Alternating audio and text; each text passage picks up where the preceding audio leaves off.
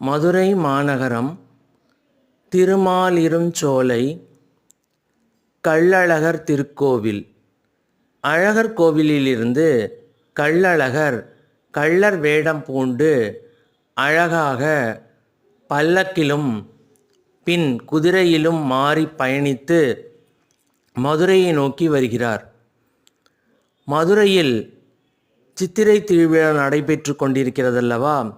மீனாட்சி திருக்கல்யாணத்தை காண்பதற்காக அழகர் வருவதாக ஐதீகம். அந்த அழகர் ஒரே ஒரு முறை, வருடத்திற்கு ஒரு முறை மட்டுமே அழகர் மலையிலிருந்து மதுரையை நோக்கி விஜயம் செய்வார். அப்பொழுது அவர் அலங்காரம் மிக பிரமாதமாக இருக்கும். அவருடைய திருநாமம் சுந்தரராஜ பெருமாள். அழகர் கோவில் இயற்கை சூழலுடன் மிக மிக அழகாக அமைக்கப்பட்ட ஒரு திருக்கோவில். அத்திருக்கோவிலிருந்து அழகர் மதுரையை நோக்கி பயணிக்கிறார். அப்பொழுது பயணிக்கும் பொழுது பல இடங்களில் அவருக்கு எதிர் சேவை நடக்கும்.